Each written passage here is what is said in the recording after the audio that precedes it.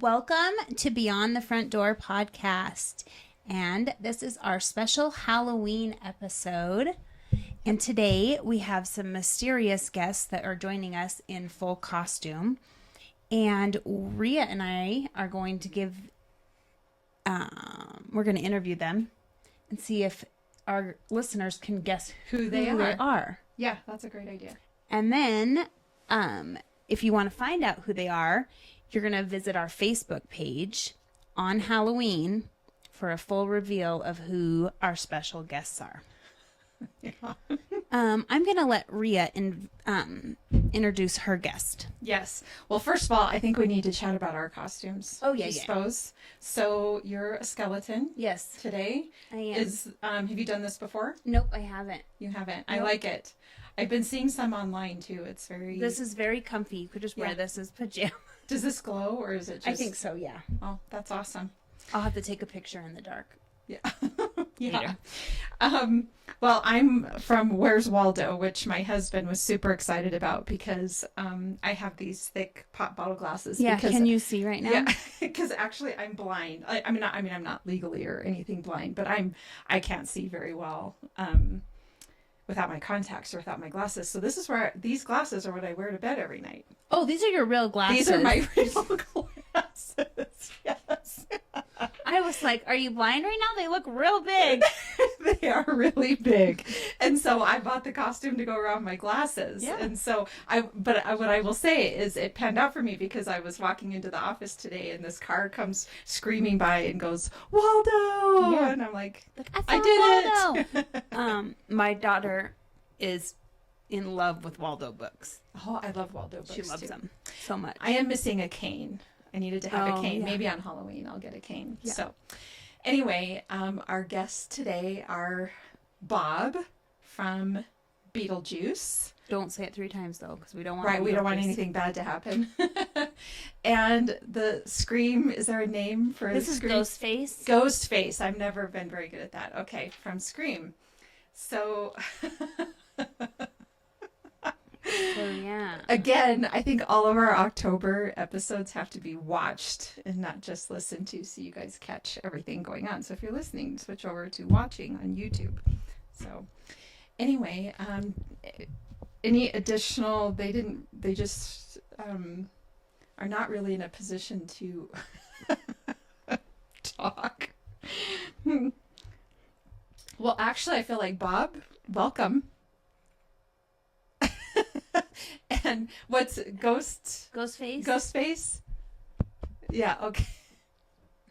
Thank you, Rhea. Thank you, Lindy Ann, for having me. Lindy Ann. Oh, there we go, Bob. Thank you. Okay, so this is just some quick facts about Beetlejuice. Yeah, let's hear about Bob. Let's hear about Bob. So, the waiting room scene in Beetlejuice is one of the most iconic moments filled with dark humor and quirky visuals. Here's some fun facts. A satire on bureaucracy. The waiting room acts as a satirical take on bureaucracy, showing that even in the afterlife, people have to deal with endless waiting, paperwork, and unhelpful clerks. Yeah, and it's funny when they have to wait in line and they don't know where they are and they go up to the thing and she's just like, sit down. Yeah, she's annoyed with them. We went last night to the new one. It's so good too. It is. We went a couple of weeks ago and it is pretty And good. I would take this number. Yes, Because there's some numbers they're like 1,000 and yeah, 1 million. 1 million and whatever. What I never can remember is what happened to his head. What happened to your head, Bob? It shrunk. Thank you for And he works Captain for- Obvious. What is it like working for Beetlejuice? He's you- a different character, that's for sure. Yeah. He's just waiting. He is. He's kind of, in the new movie, he's kind of, you want to like him. Mm-hmm. But Beetlejuice. But he's still Beetlejuice. Yeah. Okay, this here says each character in the waiting room visually reflects the way they died. Mm-hmm. The man with the shrunken head is implied to have encountered some form of headhunter or voodoo magic. I recall that happening. I recall that happening. The woman. Go ahead. I do believe that I tried to take his number, and he shrunk my head. Oh, that's right, because you... And then if you recall, in the movie, Beetlejuice tried to take my number, and I shrunk his head. That's right. That's right. That wasn't reflected, though, in the second Beetlejuice. I feel like his head was back to normal. The woman who's sewn in half was likely a magician's assistant. I don't know if I picked up on that before. Did you? I did. You did? I was sitting next to her. Okay. Did you know that? Yeah. Well, and then She was a magician's assistant? I did Yeah. not know that. And then the smoking man appears to have died from a fire or explosion with his charred body still puffing smoke. Juno, the caseworker, has a visible scar on her neck suggesting she died from a throat injury. Despite this, she smokes through the wound, a morbid yet humorous touch. Let's see here. Anything else about Beetlejuice that we'd like to know? Okay, so the I film... wonder why is his mouth sewn shut? Especially if he encountered voodoo magic, then that person... Oh, and they like... I always think of those movies where they kind of throw their hands in the little railroad staples, shut their mouth. I think that even happens in Beetlejuice somewhere, doesn't it? Where they with Gina Davis.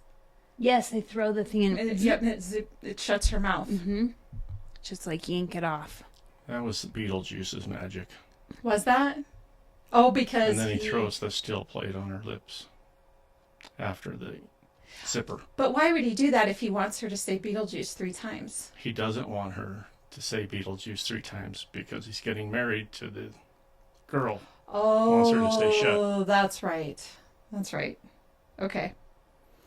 I thought you guys knew a little. You guys are supposed to be knowing more about Beetlejuice. That's why we Ask have you us as the a guest, questions. Bob. Yeah. You were supposed Bob, to tell you're us the everything. expert.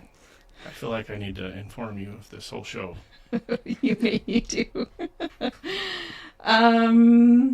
Okay, so the film's title is officially Beetlejuice, but the movie, the character's name is Beetlejuice. The spelling comes from the name of a star in the constellation Orion. Mm-hmm. Liam noticed that it was spelled wrong. Yeah, in both you got movies. it. Yeah. Despite being the title character, Michael Keaton's Beetlejuice only appears on screen for about 17 minutes of the entire film. But because he's so chaotic, it feels like he's there the entire time. We ready for Ghostface? I think so. I think we are. The only other thing I was going to hit on that I guess I forgot to, that I was thinking about is, do you remember at the very beginning of Beetlejuice, their friend is a realtor? Mm-hmm. And they bought that house, but she felt like the house needed to go to a family. Am I correct? Mm-hmm. Something about that. And actually, I think it wasn't very long. There was at some point where she was like ready to help get the house sold after they died, right? Right. She was showing up on the doorstep like, let's get this house sold, Mm-hmm. which was kind of funny, the way that she's portrayed. But we've been talking a bit about haunted houses and people buying homes that are haunted, or pieces of property that are haunted, or buying a home for a haunted house. And in Beetlejuice, that home became haunted with what's their names? Characters, Alec Baldwin and Gina Davis up in the thing. And I think at some point when the new family moved in, they were getting ready to they didn't want to stay there because the ghosts were haunting them from the top floor. And they were trying to get him to leave. Yeah, they were trying to get them to leave. It kind of makes you wonder. And then in the new one, the realtor's trying to sell all the houses in town, and she can't sell the one where there was murder. The family was murdered, and she's like, "It's ruining my sales record." It's ruining my sales record. That's because this haunted house won't sell. Yeah, that should be a questionnaire that we ask. Her name was Barbara. Barbara, that's right. Thank you. You're definitely an expert there, Bob. That should be a question we start asking people, right? Is your house haunted? Do you have anybody that's trying to get rid of you? Right? All right. Yes. Scream. We're on to Scream. Okay, so my guest is Ghostface. His name was Adam. Oh, on Beetlejuice. Yeah. Okay. Oh, the guy in the attic. Adam Yeah. and Barbara. Adam and Barbara. Thank you. Okay. So you guys know. You have a good memory, even though Thank your you. head's so small. Thank you. Your brain must still be big enough. Okay, welcome, Ghostface. Do we ever find out who you are? Yes. Okay, guess I need to watch. And the he movies scares again. people, right? I don't think it's been a long time. No, he doesn't. I have, because I haven't watched the Scream. So Ghostface series. wears a black cloak and has a knife, and he kills. Who do you like to kill the most? Bossy wives. Rude. I thought it was non-virgins. There's no bossy wives at this table. I don't know what you're talking about. Yeah, that's not a thing. Your husbands told me differently. Oh, shoot. Yeah, they beg to differ. They beg to differ. I don't know what they're talking about, but okay. But really, Ghostface, why do you kill people? These teenagers. Yeah, why does that happen in the movie? Because they have bad attitudes typically. Oh. I feel like that's... Do you have a good attitude, Liam, or not so good? So. Okay. So, is there more than one Ghostface, though?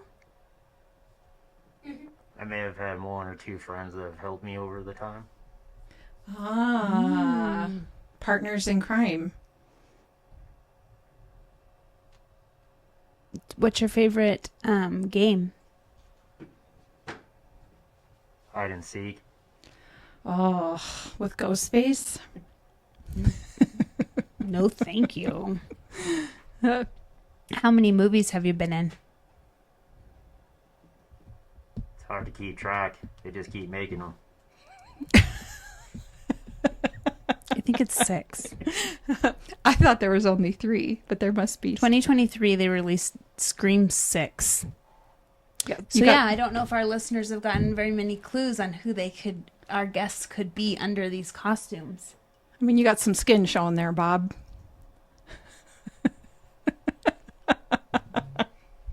Let's ask them one last question. What is your favorite Halloween movie? Halloween. Oh. Who are the characters in Halloween? Who's the bad guy in that? Leatherface. Leatherface? I am so bad because I do not watch scary movies. That is not true. It's not true? It's Michael Myers. It's Mi- Face is from. Oh, right. Texas Chainsaw. Bob's head is little. He doesn't know everything. Caught. I forgot. Sydney Prescott, does that ring a bell? She was an old flame. An old... Do you kill her? We argued was all. Oh, jeez. Okay, well, Ghostface, what's your favorite Halloween movie? Boy, that's kind of tough, isn't it? There's a lot of good ones out there. Mm-hmm. Real fan of Jason, Michael Myers. Their knife work is top notch. What kind of tops in my profession? You learned from them? That's right. Yeah, definitely picked up a few techniques watching their movies.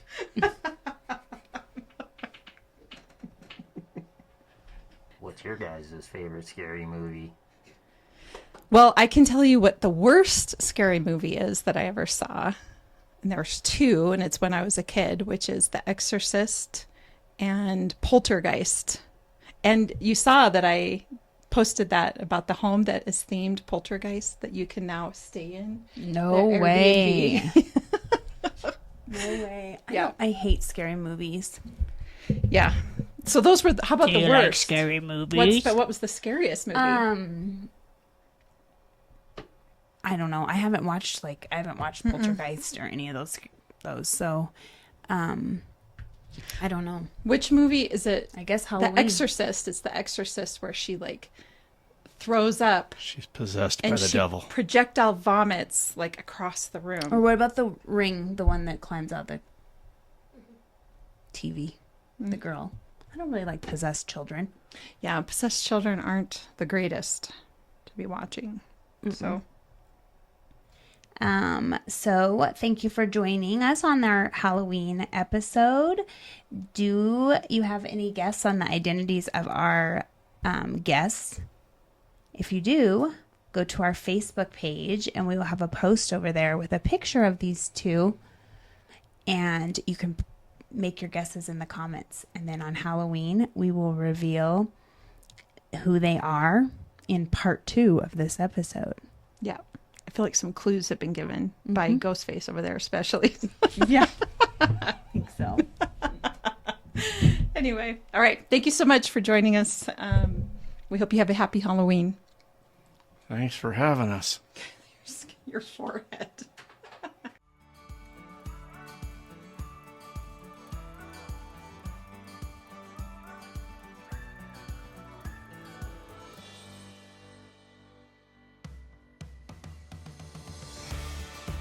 Whether you plan to buy, sell, or invest in southeastern Wyoming, turn to Peak Properties.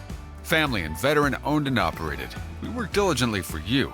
Unlike other larger companies, we take time to learn about you, understand your specific real estate needs, and remain easily accessible if you have any questions.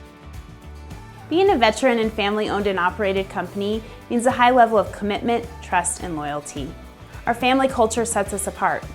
We work as a team. We develop not just professional, but personal relationships with our clients. When you choose Peak Properties, you become part of our real estate family. Looking to relocate to Wyoming or just move across town? Peak will be there for you every step of the way.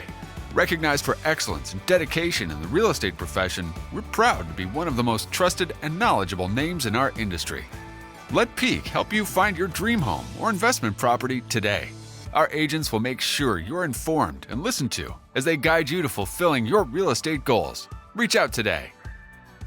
We have sold and purchased several homes through Peak Properties, and each time I've been impressed. They are great about guiding us in the right direction and always being in our corner. Peak Properties. Let our family show you the way home.